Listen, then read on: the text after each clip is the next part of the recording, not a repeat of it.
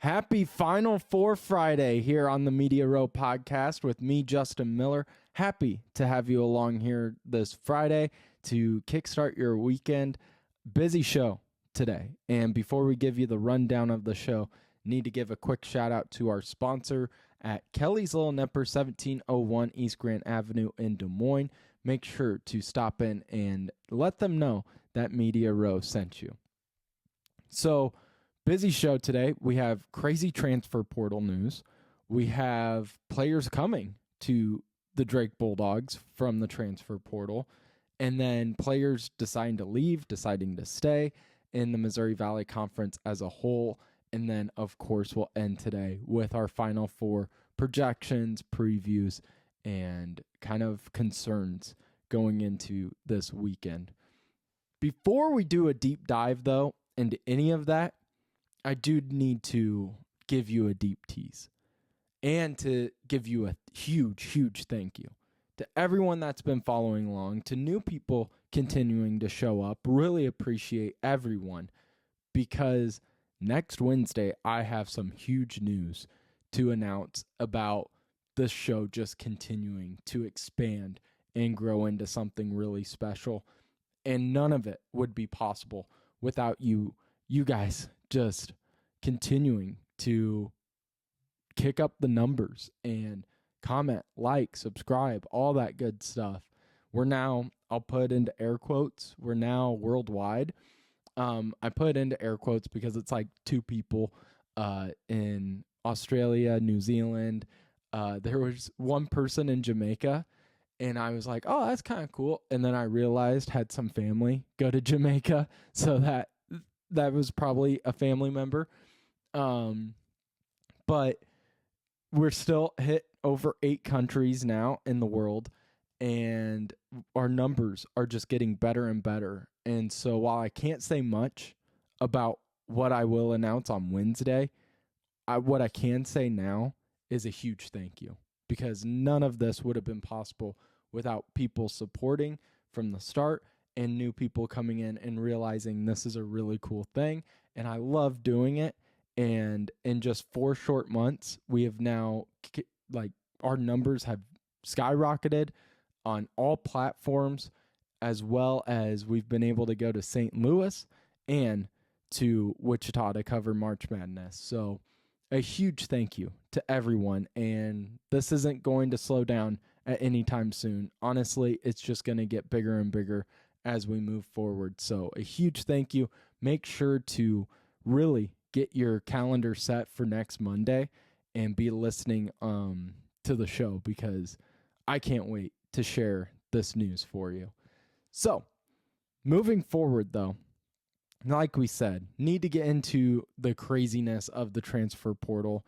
And while I do want to talk about players leaving and headed to Drake, I do need to, put out to you guys, have you seen the story of AJ Storr from Kansas?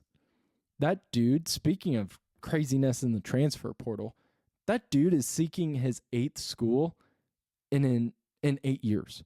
So yes, going all the way back to his high school days, year after year, that dude hasn't stayed at a school. As a freshman, he was at St. John's. Sophomore, he was at Wisconsin. Junior last year, he was at Kansas, and now announcing he's leaving. So I'm all for the transfer portal. I don't blame any of the Drake players leaving to Iowa City. I don't blame players leaving other schools to come to Drake. I get it. But at some point, my goodness, that doesn't look good on the player. I don't think. If I was an NBA scout, and to be honest, AJ Storr, maybe he has an NBA future. I don't know. I didn't get to watch a lot of Kansas this year. But if I'm an NBA scout and I'm looking at that, that's a red flag for me of you couldn't even stay at your high school, let alone legitimately transferring every year to a different team. So I understand, and fully respect the transfer portal, and it needs to be an option for players. But this just doesn't look good for the player especially, but also then it just makes the NCAA get more fuel for them to be able to be like, all right, let's control more of what these players can do, and let's go back to where only you could transfer once, or you would have to give up a year of eligibility. So I don't know the answers. I just know that does not look good. 8 school in 8 years for AJ Storr. And luckily, in the Iowa area, we don't have any players like that, but we do have craziness. And with Ben McCollum leaving to Iowa and for Bennett Sturts transferring to Iowa City, Bulldog fans were expecting more names to pop up. Tavion Banks announced earlier this week, and we're expecting more and more. And then 2 more names announced that they were headed to the Iowa Bulldogs, or I'm sorry, the Iowa Hawkeyes, as the Hawkeyes grabbed 2 more former Drake Bulldog players in the transfer portal, starting off with Cam Manyow, a sophomore forward for the Bulldogs, now leaving to Iowa City. I liked Manyow. Was a starter, 7 points per game, 5.5 rebounds per game, nearly a block per game. Was really in love with his defensive presence. Clearly one of the more skilled big men in the Missouri Valley, and that's saying a lot with, Chase Walker being someone who could have easily won the Player of the Year award if it wasn't for Bennett Sturts' historic season, and with Hannah, with Bradley, who has had a great career with the Braves. But one of the more athletic and skilled big men in the Missouri Valley Conference. And if you don't believe me, just go back to the game in Des Moines against UNI, and you can even go back to our TikTok page where you have Cam Manyow stealing a pass, dribbling behind his back, getting a dunk, and then hustling his ass all the way back to get a block. That's the kind of player you're getting in Iowa City. And I think it's a good move for Cam Manyow. I do have some concerns. And I love his basketball IQ. I think he has room for improvement. He doesn't get into foul trouble, and that's a credit to Ben McCollum himself, to understand and have the awareness with the style in which he plays in, so physical and strong. But I am worried how he will perform against Power 4 competition day after day, because against Bradley earlier in the year, didn't have a great game. Then showed up in Arch Madness, which was really cool to see. But against Texas Tech, got exposed. Looked like he was easy to push around. I mean, JT Toppin is a fantastic player, and there's not many JT Toppins out there. But Williams pushed him around. That whole team got into the paint and really dominated. And, I mean, he only put up 2 points. Didn't even get a shot up. Only 3 rebounds against Texas Tech.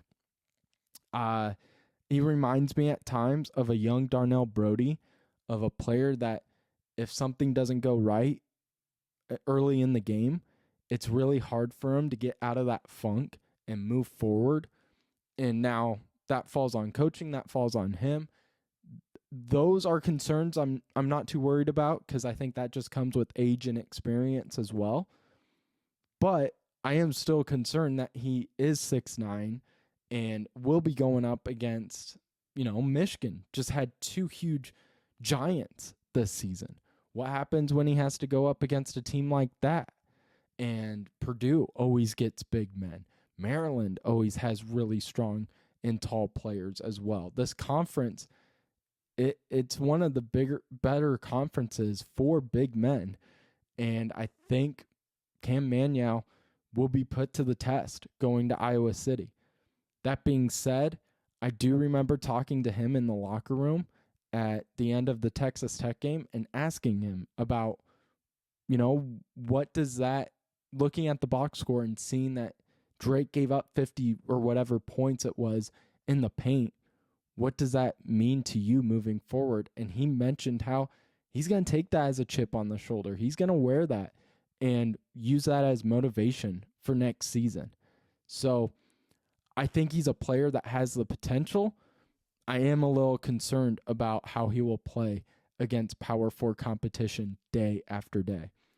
The other player leaving Drake and going to Iowa City is Kale Combs, a sophomore guard. Love Kale Combs. And for this main reason of he is coachable. You look at his stats from the first 6 games of the season, he only averaged 6 points. Or he averaged 1 point, had total of 6 points. You look then at his final 6 games, had 21 points. And had a 12-game stretch in the middle of the year where he averaged 7 points a game, 3 games of which he scored 10-plus points. And versus Power 4 teams, averaged 6 points a game. Had 13 against Texas Tech in the NCAA tournament on 5 of 9 shooting.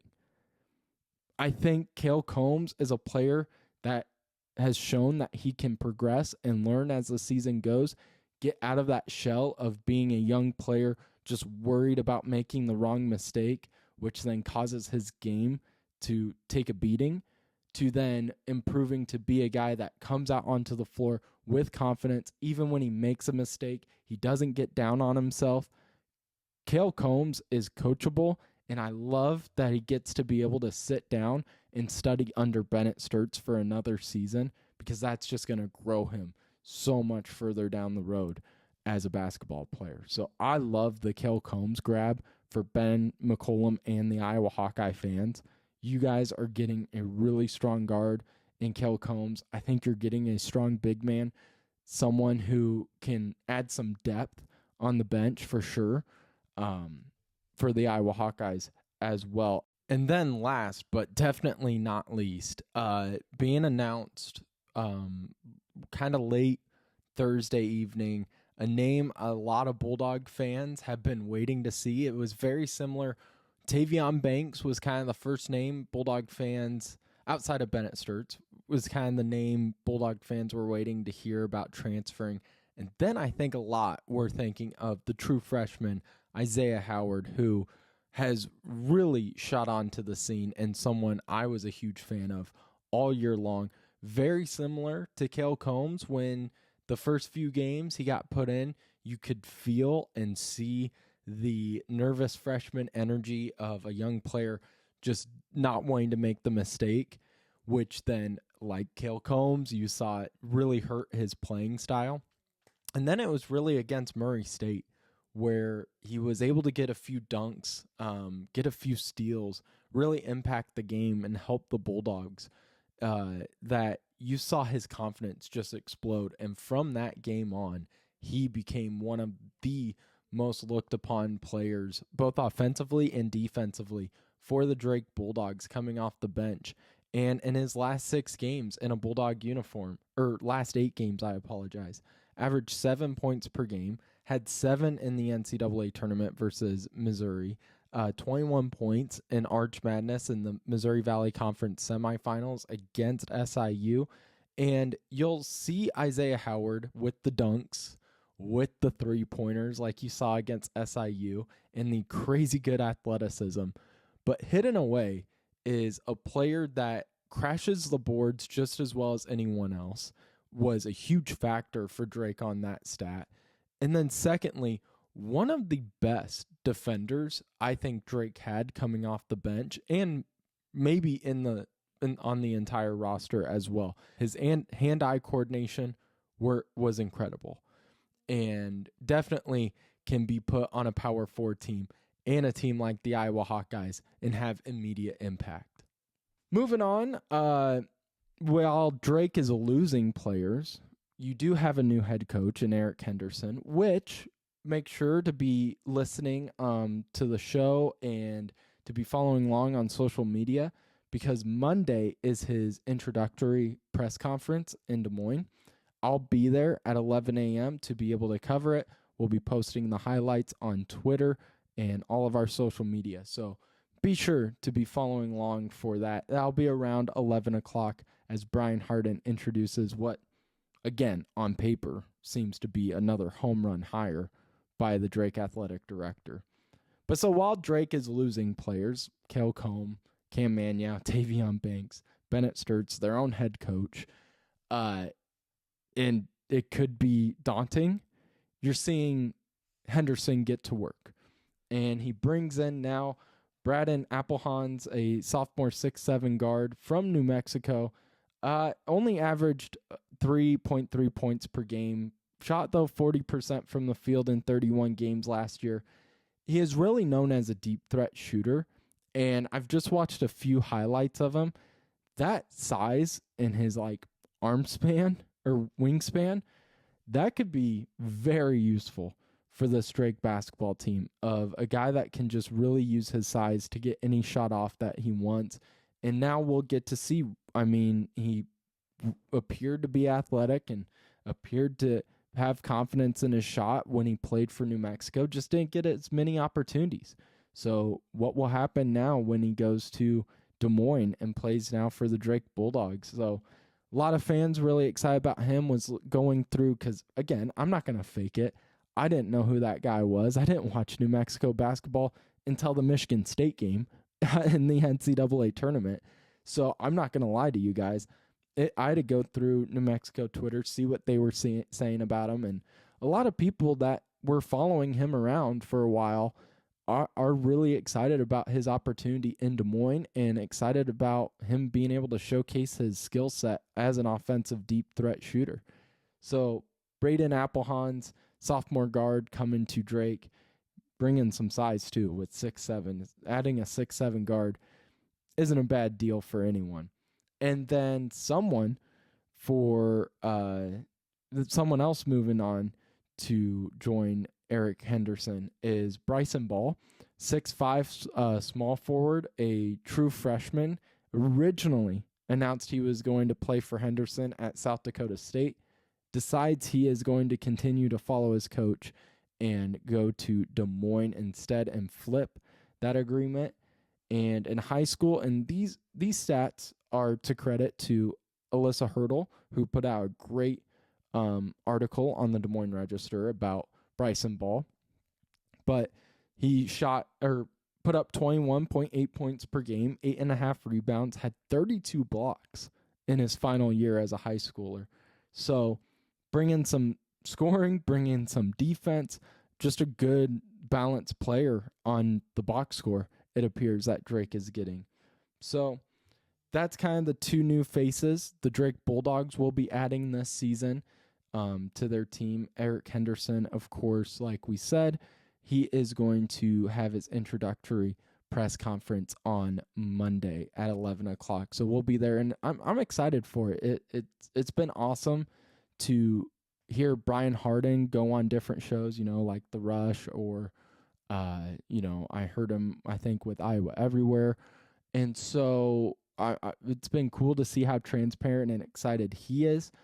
But the biggest thing is seeing the messages from Greg McDermott getting posted by Drake, and seeing messages from TJ Altelberger, and Darren DeVries put out one today, just telling Drake fans that they're going to be really excited to watch this guy coach and really excited to cheer on the teams he puts on the floor. So I can't wait to meet him. I didn't know until I heard Brian Harden on with Travis and Ross. Eric Henderson is 6'7". That's going to be a little bit of a different. I'm going to have to get like a selfie stick for my interview questions at post game. For standing on the court. Maybe I'll grab Alyssa's mic. I'll grab the TV mics. We'll just all put it on a huge selfie stick, basically, and just kind of put it up to him. I mean, I'm tall. I'm 6'2", 6'3", but damn. That's going to be a little different than Ben McCollum, who I felt was like a little shorter, if not eye level with me. So excited to meet Eric Henderson on Monday. Be sure to tune in with that. Now, to kind of wrap up the transfer portal news, just with the Missouri Valley as a whole, one of the first names that we saw enter the portal as soon as it opened up was Valpo's star guard and freshman guard, All Right. And he announced, after being the Missouri Valley Conference Freshman of the Year, averaging around 15, 16 points a game, made himself a lot of money in Arch Madness with the run he had. And I think everyone in the Enterprise Center sat there and went, he's going to transfer after losing to Bradley. But he finally found his school, and he is headed to Xavier. So he's going to the Big East. So it'll be interesting to watch him play, against Creighton, as I still follow Creighton, even though they're not in the Missouri Valley Conference anymore. Still like cheering on Greg McDermott. But so that'll be an interesting move for All Right. You saw yesterday, or 2 days ago, I should say, Connor Enright announced that he's headed to Indiana. So you have former Bulldogs reuniting. Connor Enright, of course, left Drake when DeVries and all those players were leaving. He decided to go to DePaul, faced some injuries this season, so still has a year of eligibility left, and went to Indiana to reunite with Tucker and Darren. And Connor was one of the funniest, nicest people I met. Him and Nate Ferguson were hilarious together on the bus ride back from Albany. Oh my God, they were so funny, and he is one of the easiest people to cheer on for. So while I'm not an Indiana Hoosiers fan by any mean, I will always cheer on DeVries, and I will cheer on Connor Enright. So I think that's a great fit for him too, because he knows Coach DeVries, he knows that style, and just seeing those guys reunite, it makes my Bulldog heart happy, that's for sure. But the final name that we saw, and this one is a little different than the other transfer portal names we mentioned, but this name is sticking around. Johnny Kinzinger is staying at Illinois State. And if you've been listening to this show throughout this week, he was one I think we mentioned on Monday as a name that's been kind of getting floated around of, is he going to go to Iowa? Is he going to go to Wisconsin, Nebraska? And then Drake was even listed on that list. So he decides he's sticking around, and Kinzinger is incredible. He's got a smaller size, and I wonder if that's one of the reasons the Power 4 schools weren't super interested in him. I don't know. But for me, I'm glad that he's sticking around. And maybe as a Bulldog fan, you would like to see Illinois State not have a team with Chase Walker and Johnny Kinzinger. But as a Missouri Valley fan and someone who is covering this conference, yes, sign me up for those two in another season. Hell yeah. Chase Walker, 15, 16 points per game. Kinzinger, 15 points per game, 4 rebounds, 3 assists a game. Also shot 45% from the field. Was a hard-nosed guy. I mean, the game against Bradley is what made me really, really fall in love with Johnny Kinzinger, because he had a bloody eyebrow and he was still going out there playing his absolute hardest as Illinois State beat Bradley. And just the high-low possibilities of Johnny and Chase is going to be so fun to watch next year. And who knows, with Drake again having to flip an entire roster, Bradley losing a lot of their star power with Darius Hannah and Duke Dean, is Illinois State going to be the favorite next year with bringing back their 2 stars? And so it'll be interesting to really see what happens by next October, not next November, of who will be on that top list for these Missouri Valley Conference teams, especially Illinois State has given Drake, Drake beat them both times this year, but they're a team that definitely wasn't easy to put down this season at all. So that's kind of your Missouri Valley transfer portal update. Trying to keep you up as much as possible on Twitter. If I see anything, I try to retweet it. So make sure to follow there. And again, just chaos in the off season. I mean, we still have 2 games left with the Final Four and the national championship before college basketball for this year is absolutely finished. So that's your transfer portal update here on the Media Row podcast. And as promised, as it is a Final Four Friday, we'll get into now the two big games of the weekend, which I love. I mean, I know people have been talking about, this is what college basketball is going to be, just the 4 number 1 seeds always winning. I love that there's 4 number 1s, and I also don't believe that that's what college basketball is going to be moving forward whatsoever. We're 2 years removed from having FAU and UConn, or FAU and SDSU in the Final Four. San Diego State being in the national title game. And I think it was just a year that was crazy, and these were the 4 best teams all year long.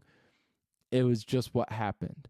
And I think next year I wouldn't be surprised if we see a more normal, in a sense, chaotic March Madness where more higher seeds, more mid-majors are getting deeper into the conference or into the NCAA tournament. But I love that there's 4 number 1 seeds. I think it makes for a really exciting and unique Final Four. We haven't seen this before since 2008. It's only the second time ever in the NCAA tournament history that there's 4 number 1 seeds. And I do love just the storylines of the last time there was 4 number 1 seeds was the Final Four in 2008 with Memphis with Derrick Rose.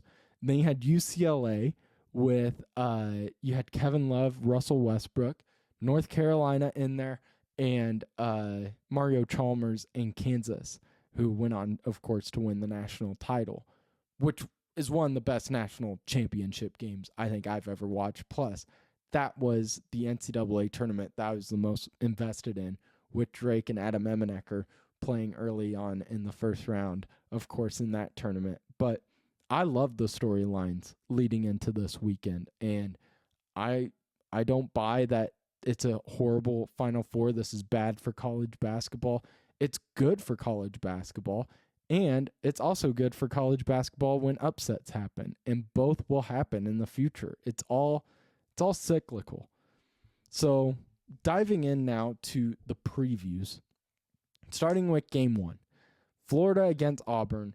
Florida beat Auburn earlier this year. They won by 9, but right now Florida is a popular pick. They're a 2.5-point favorite, which I don't like because I'm also taking Florida. I think Florida wins this game because they're battle tested.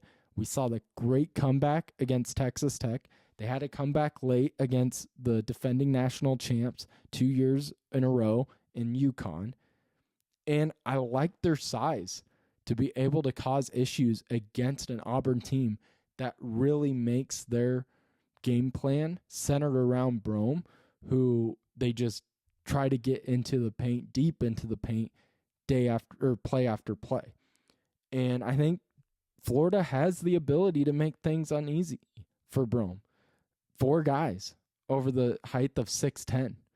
And I also just think the matchup, if there's not a 3-point shooting team against a paint team, these are 2 teams that like to just get physical in the paint first and then try to kick it out onto the 3-point line. And so neither team relies on the 3-point shooting, but both teams have really strong guards. Starting with Florida, you have Walter Clayton Jr., who is coming from Iona and was someone, of course, we've heard the stories of someone who's overlooked, and now look where he's at. 18 points per game, 4 rebounds, 4 assists, and 45% from the field has just been incredible. And so I like the team that has been battle tested, and I like the team that has the size, and that's Florida. So give me the Gators moving on against Auburn, the overall number 1 seed, and trying to win their first national title since going back-to-back in the Billy Donovan era. So it should be exciting, but give me the Gators in game 1. Game 2, this one's a little trickier for me. I think before last weekend, before the Elite Eight, I was going Duke all the way. Then Houston just puts a beating on Tennessee. And Houston all year long has been a team of just grown men.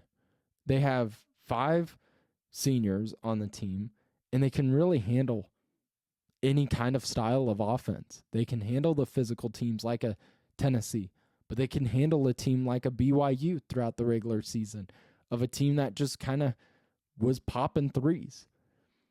They are so well balanced, and that game against Tennessee makes me so much more nervous about my pick of Duke. But I like Duke.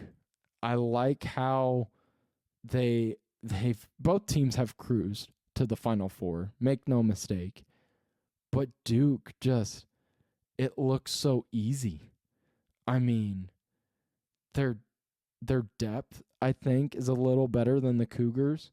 Plus, you have the country's best player in all of college basketball in Cooper Flagg. And you have Knueppel, who is a great second player. I mean, second option, I should say. I like Duke to win this, but I think it's going to be crazy close. I don't know what to expect.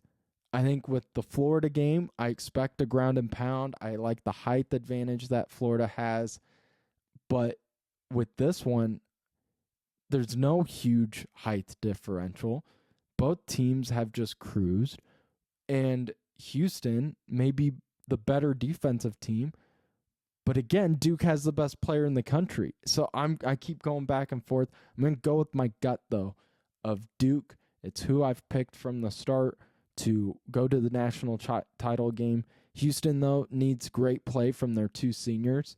They're going to be the focal points. LJ Cryer and Juwan Roberts. You have Cryer going up against Knueppel probably, and then you'll have Cooper Flagg up against Roberts as well. So those 2 will definitely have their day packed for them against those 2. But I'm going to take Duke, and I'm going to take Florida. We'll see what happens, though. It should be a really fun Final Four. Follow along on all of our social media for updates and just more transfer portal news, any other Drake news as well. Be sure to set your calendars for next Wednesday for the big news coming up as well on the show. But I will see you Monday with all of the Eric Henderson press conference updates as well. Have a wonderful weekend and go enjoy the Final Four. See you Monday.